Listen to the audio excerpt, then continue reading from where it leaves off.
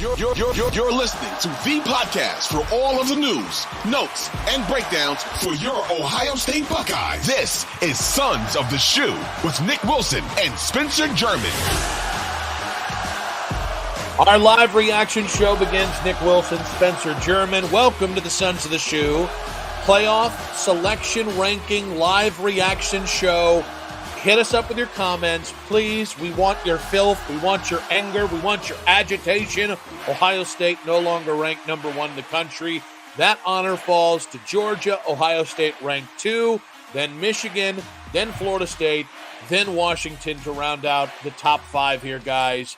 And again, we are a new podcast. Please follow, rate, subscribe, all that wherever you get your podcast. Spencer German, Ohio State, not number 1 now. Your thoughts here?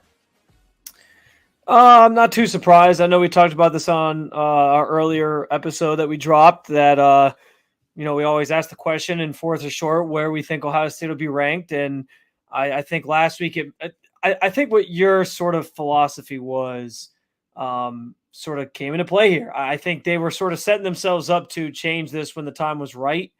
And Georgia hadn't really played anybody. They now had a tougher schedule in the SEC, beat a couple ranked teams. When I wonder if that game against Ole Miss had been closer, if things would have shifted this way. But because they beat them 52-17 or whatever the hell it was, I think it certainly was a statement that probably that prompted them to jump to number 1. It was less about Ohio State didn't do what they were supposed to do and more about what Georgia did do. So this was kind of out of their control in that way, unless I guess Ohio State had decided, hey, we're just going to run up the score to 60 on Michigan State. Yeah, I mean, listen, I think the committee could have waited another week, but I think you mentioned the Ole Miss win, which obviously they ran away with that game, so that matters. I also think Missouri just kicking the living shit out of Tennessee, I think was a huge benefit because all of a sudden that Missouri win aged even better. And so, listen, I'll be honest with you. I think if you're an Ohio State fan, I think you're still feeling very good to be number 2 in the country. I think now it sets up a couple intriguing spots here. I think you could rank Georgia, Michigan, Ohio State, any of the top 3. And it wouldn't have even bugged me if after Michigan beat Penn State, if all of a sudden you saw Michigan move up to 2.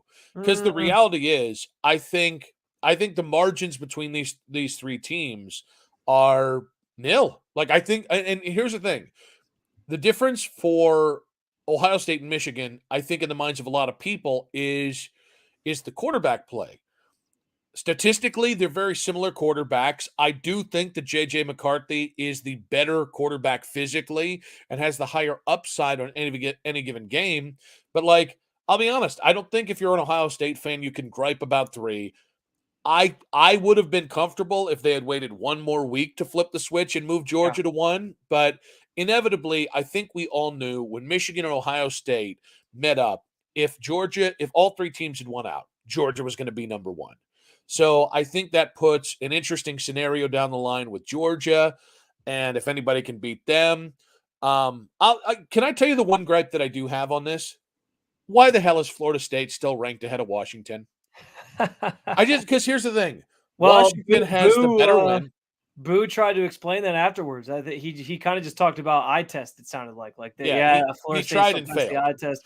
But you're right. I think Washington's made their case. Especially, we keep pumping up the Pac-12 and how good the Pac-12 has been, and it's riding off into the sunset season. The Pac-12 has been awesome. So yeah, I agree with you. And hey, the ACC's been crap. Florida State, honestly, guys, is a paper tiger as an undefeated team. And the gap between them and the next best team is honestly, Louisville has no business being the 10th ranked team in the country. They just don't. They're not good. We know they're not good, but they're the 10th team because we have to have a reason. We're setting up Louisville versus Florida State so that if Florida State beats Louisville, you've got a top 10 win at your hand. So I think the best thing that could happen if you just are a fan of chaos is Louisville loses to Miami this weekend, because I can't remember who would then, whether Louisville would still be in place for the ACC title game or what has to happen. But I'm telling you, like Florida State's not a playoff team. Washington is, and Washington's been tested. They play in the better conference. They've got the better win. They've got the better quarterback. Like, I will say that is frustrating to me because what it's setting up is if both teams win out, and unless they're really going to finally give Washington double credit for beating Oregon twice, it sure feels like, we're just going to hold on to this and we're going to make Washington earn it at every single moment. Yeah. I think it's a little crap. I will say. I don't know why I'm so heated. I have no affiliation to Washington, but I just think I think you're just looking for something to be frustrated about because this first couple weeks, the college football playoff have made a lot of sense. And what's the fun in just saying, oh yeah, it all looks, like roses and rainbows and butterflies and everything's fine and good. Like we need something to gripe about. So I think that's the thing. But I do see your point. I think it's a fair one. I think what's also interesting in relation to the Ohio State-Georgia conversation, I'm not saying Georgia didn't deserve to maybe be one all along or at least earned it now that they've blown out a ranked team that was in the top 10, but they flashed the graphic up on the screen. I took a picture of this that Ohio State still has the first overall strength of record versus Georgia has the 7th. And Ohio State's strength of schedule is 39th versus Georgia's is 78th. So even with that blowout win, they've put a lot of emphasis, obviously, on strength of schedule to this point. That was why Ohio State was one from the jump. And I thought it was interesting that even though Ohio State has those credentials to their name, Georgia still was the team that jumped in. Once I saw that, I was kind of like, okay, maybe Ohio State still had a case here. But I still don't think it makes – I'm not like outraged by the idea that Georgia jumps them. I think the next logical question here in relation to Ohio State, Nick, is as you talk about like different iterations of how this thing plays out, and does Florida State deserve to be ahead of Washington? Is Washington going to earn it at the end if they beat – are they going to sneak in if they beat Oregon at the end of the season and everybody kind of runs the table here? But also for Ohio State, like you almost need somebody to lose here along the way because we talked about how with them being one, even if they lost to Michigan, there's a chance they could still sneak in because the committee valued that what they had done so much. Mm-hmm. Now that you fall to 2, there's a little bit less margin for error if that happens. So you need something to sort of happen here that would allow you to still get in because if Georgia wins out, they win their conference, they're in. If Michigan beats you and wins the Big Ten, they're in. If Florida State, it seems like they are prioritizing Florida State. If they win out, win the ACC, then they're in. Washington, I'm assuming it gets in if they beat Oregon a second time, I would imagine, right? So then there's your 4 teams, and I don't know if it's as clear of a path for Ohio State. You almost need Washington to lose to Oregon, and then the debate would come down to like Oregon versus Ohio State, I guess, for that last spot, a conference champ versus a non-conference champ. I actually wonder if, and I mean, I listen, this is all wonky arithmetic, and we all agree on this. I don't like when people just dismiss this as it's just a TV show. It's so much more. Is Survivor just a TV show? Go fuck yourself. But the point is, I actually think with the way, if let's say this all holds out till the final week of the regular season, and then so we can play this out. If Ohio State loses to Michigan, I don't know that they should fall out of the top 5. And I kind of wonder, like Washington then beats Oregon in the Pac-12 title game. I think that would catapult Washington over Florida State now that I'm completely doing the mental gymnastics that drive me effing crazy. And then I think it comes down to 1 loss Ohio State, 1 loss Florida State, undefeated Florida State that's a conference champion. I think that gets you in. No, I'm sorry. I think if everything tells you, does it depend on how Ohio State loses to Michigan? Like yeah, if Ohio State gets boat race, is it like okay, no? But if they keep it close, was it like okay, now we have a conversation? Yeah, I think if it's the 33-30 Washington-Oregon win for Michigan at home, I think that's the kind of thing you can say, well, if that game's in Columbus, it's probably 33-30 the other way. Fair. And Ohio State has better wins than Florida State. And I do think it's a little cheeky, though. LSU now with, 3 losses being 15. I thought that was very interesting. And I know, listen, can we just all admit one thing? Because it's not going to play out this way because somebody's going to win, somebody's going to lose. But right now, if the college football playoff started tomorrow, you would have Ohio State and Michigan as the first round matchup. Hell yeah. No, I have a very strict rule on this. Oh no. You've got to save that game. That game should not be in the first round of the playoffs. It shouldn't. All right. And the NFL does it in a different way. They were rooting for it last year. They wanted those two teams to win. Well, but again, did they not make those two teams avoid each other with the way they stacked the top four? Well, that's what I'm saying. But it was ruined pretty early on in the process because TCU just absolutely destroyed Michigan. But once that happened, and then Ohio State almost beat Georgia, they were like, "Damn, man, we were so close to having Ohio State." And then if Michigan would have won, can you imagine Ohio State, Michigan for the championship? Like that would have been epic. Well, and this is why this year you and I sold it on the regular podcast. You guys can find it everywhere you can get your podcast. Sons of the Shoe. It's this thing, but it's on the podcast form or 92.3 The Fans YouTube channel. But, we talked about how important this game is. Like, now they're going to be 2-3, but at the time they were 1-3, right? If Georgia loses, you're potentially going to be 1-2, facing each other for the right to go to the Big Ten title game. But how you lose might set up this perfect situation for you both making the playoffs, a la the way things happened last year. And here's the reason why it matters, because I'm going to go ahead and say the heat's still going to be there from the scandal. The scandal. If Ryan Day loses and is in the playoffs, Ryan Day's embattled the same way he was last year. If Jim Harbaugh, regardless of if he loses or not, is the team to lose or not, he's going to be embattled.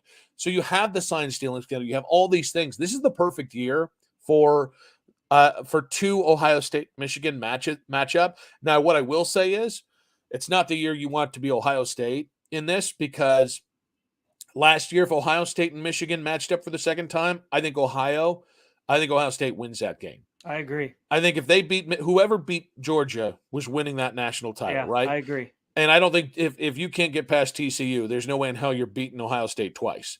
This year, I don't know. It's the perfect I don't know.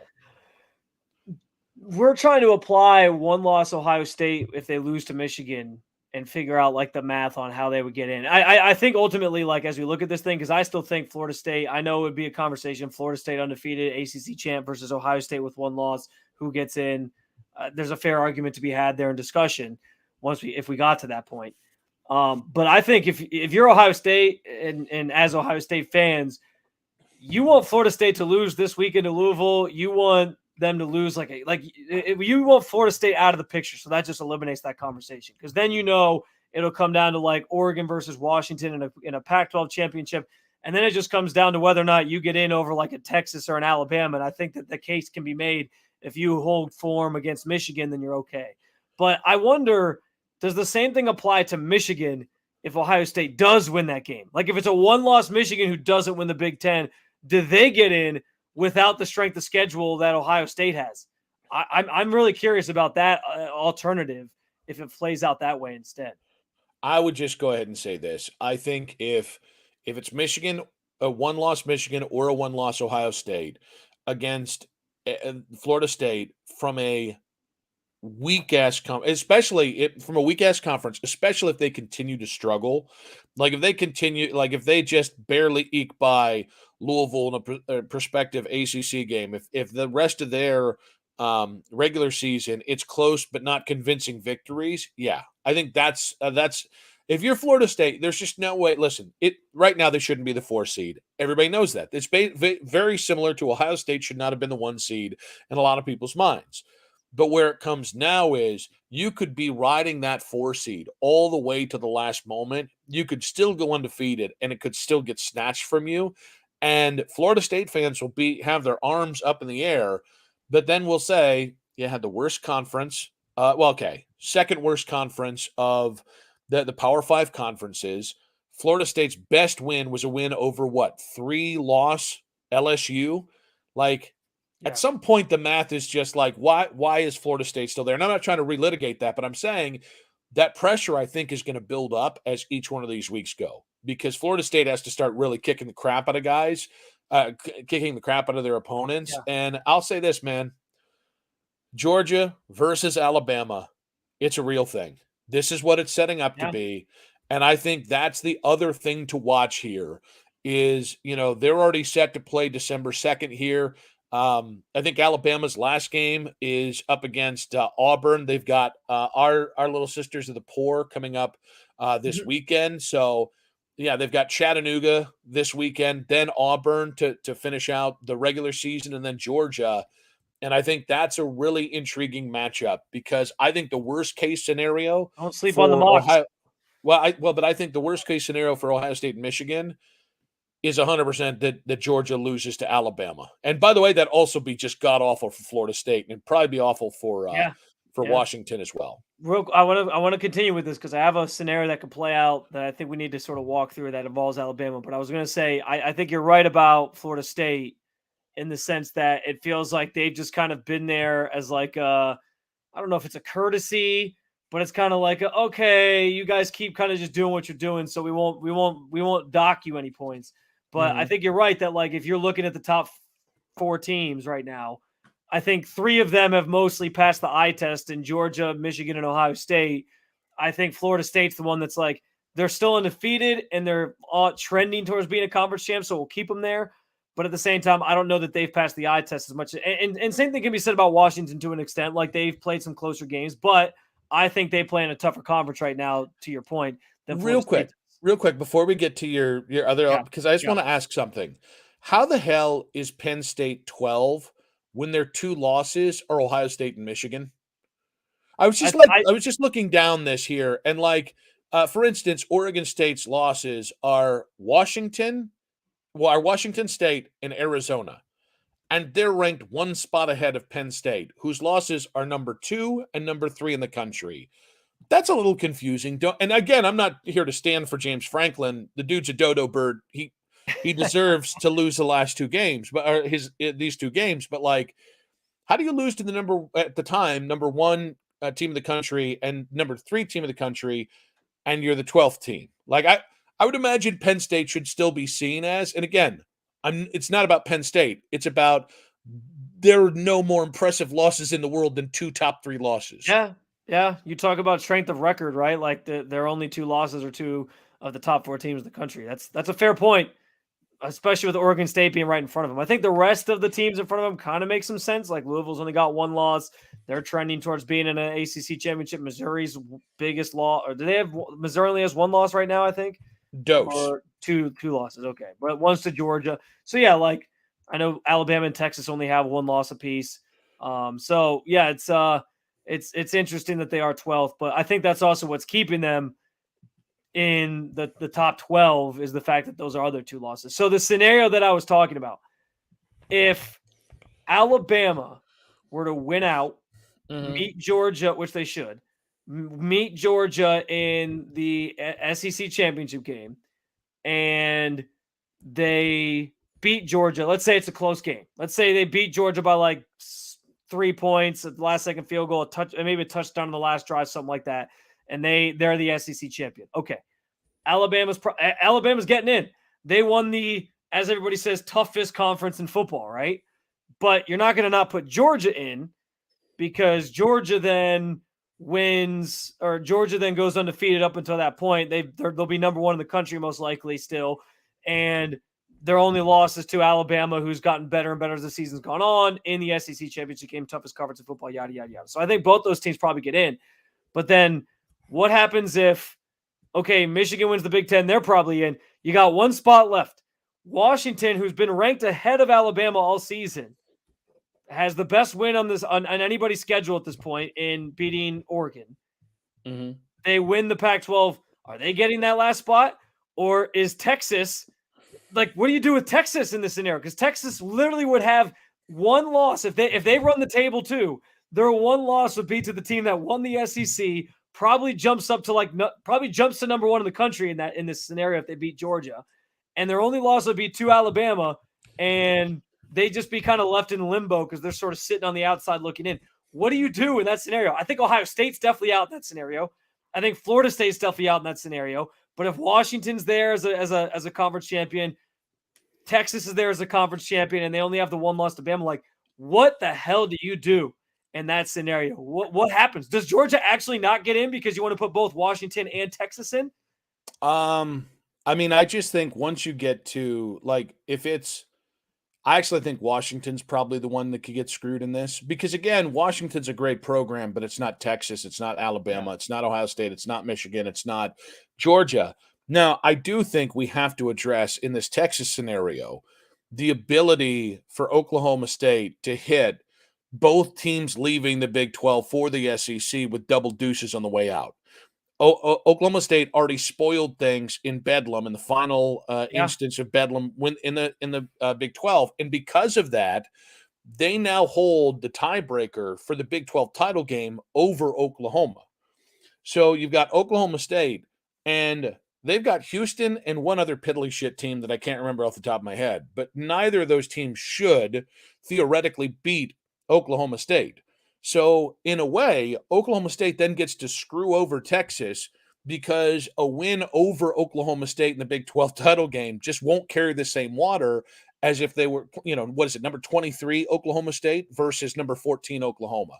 So, in a way, it's kind of poetic justice if you're a Big 12 fan because you're going to be able to say at the end of the conference championships, well, listen, Alabama, yeah, sure, head-to-head matters. But Alabama this week, they've been one spot behind it this whole time. They beat number one. Your best win here, if you are Texas, your conference title win is Oklahoma State.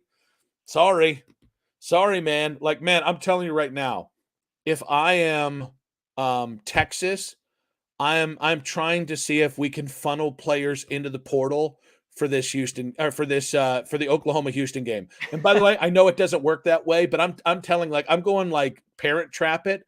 I'm like going to swap out jerseys. Like, they're picking up players off of Bishop Sycamore and bringing them onto the team. Yeah, but under the same name. Like, no. That's the Caleb Williams that's been here the whole year. They're pulling a Jimbo Fisher and they're like warming up quarterbacks. Yes. Yeah, like all of a sudden Arch Manning comes out of the thing for Houston, and it's like, wait, doesn't he play for Texas? Not anymore. He's now playing against Oklahoma State. Like, I think the best thing for the Big 12 to get Texas in is if Oklahoma State gets one more loss, which puts Oklahoma in the Big 12 title game. I don't think that's happening, and I think it's a really interesting philosophical question. So you think it'll come down to Alabama?